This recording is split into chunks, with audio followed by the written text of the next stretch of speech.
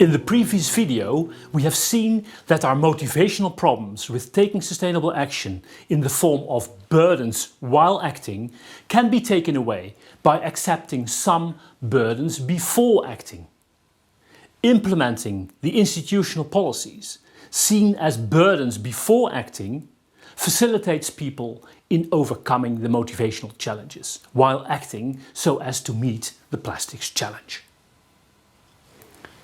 However, even if people have done all that can reasonably be required to anticipate the motivational roadblocks, and even if institutional support is provided, another obstacle looms large that we can take away only by further strengthening our commitment to meet the plastics challenge. This happens when, despite the measures taken before acting, the on-the-spot burdens become a lot heavier than one anticipated.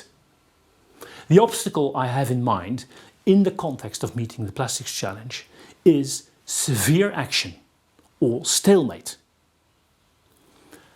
Many people taking sustainable and other moral actions experience problems with carrying out their plans. On the one hand, there are problems that you can solve relatively straightforwardly when you have gained the required capabilities. For example, if a vegetarian looks what to cook for dinner, he can buy the ingredients and start cooking, even if he is preparing this vegetarian dinner for the first time. On the other hand, there also seem to be problems of a different kind than that of trying to ensure one is taking the means to one's ends, or preventing oneself from procrastination. These are situations in which, even if all the parties have tried hard, the institutional framework is just not suited to dealing effectively with the plastics challenge. The report by the 8 Dutch multinational companies is evidence of that. As an example of the latter sort of problems, consider a mayor or councillor of a medium-sized town in the Netherlands who has implemented plastic waste collection.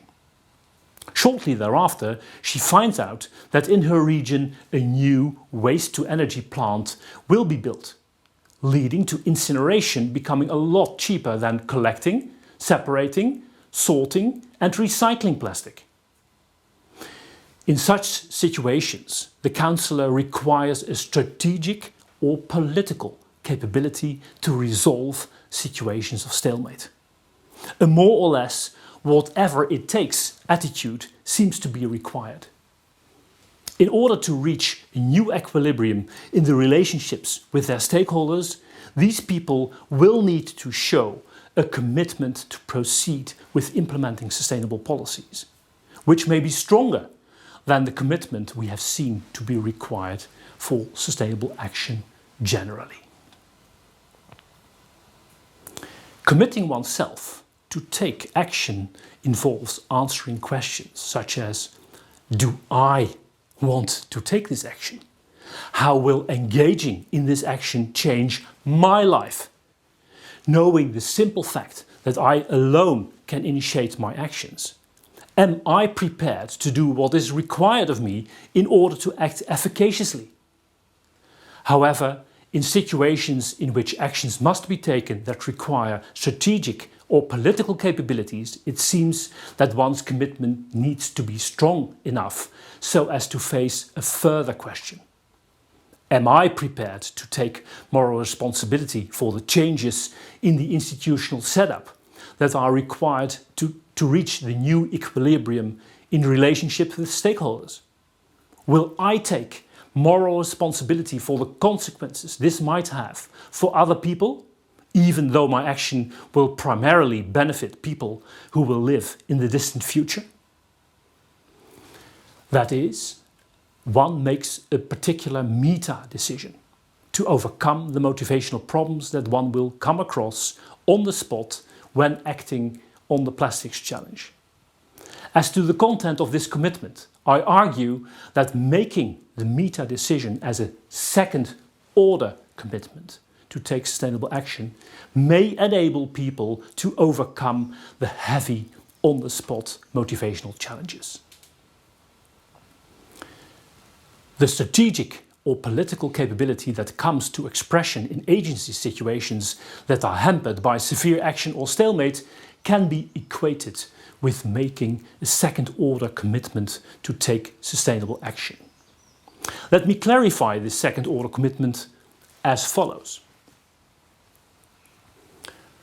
I understand making a second-order commitment to take up the plastics challenge as that people want to take action on the plastics challenge without losing the sensibilities to learn from one's mistakes and the ability to receive feedback from other people.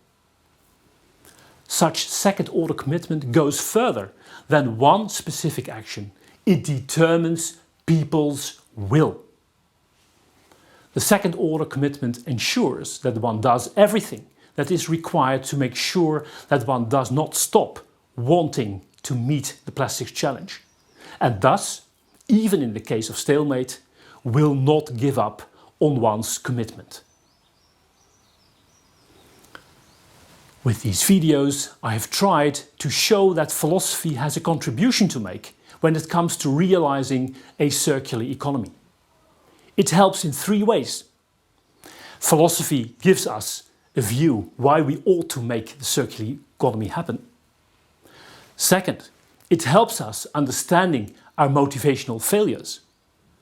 And third, we learn what we should do to change the institutional framework of our economy.